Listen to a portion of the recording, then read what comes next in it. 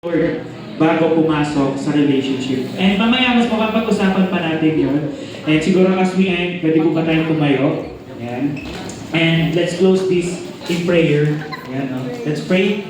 Let's close our eyes and let us feel the presence of the Lord. Ayan, let's pray.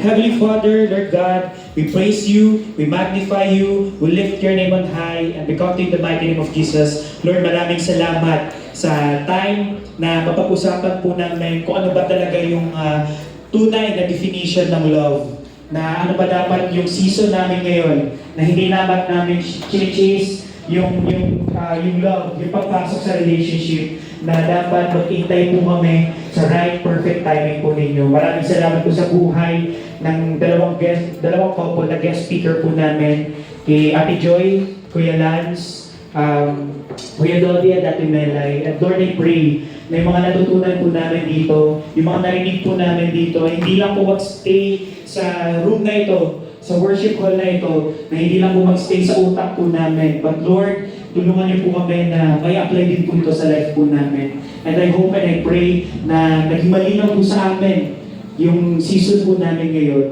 na hindi po dapat kami nagmamadali, na dapat iniintay po namin yung right, perfect timing ng love ninyo po sa amin, Panginoon. So Lord, as we continue to fellowship with your presence, Panginoon, maging pagbahalan lamang po kami na brotherly and sisterly, Panginoon. Lord, yung love nyo nga lang po yung mamuna sa buhay ng bawat isa po sa amin. Lord, i-bless nyo po kami sa school, sa bahay, sa lahat ng ginagawa po namin, at i-provide nyo po lahat ng pangailangan po namin. Emotionally, intellectually, financially, and even in health, Panginoon.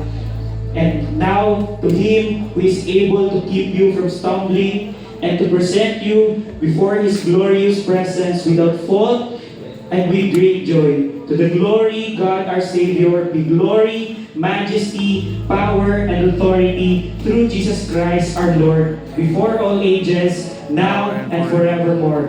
Amen and amen.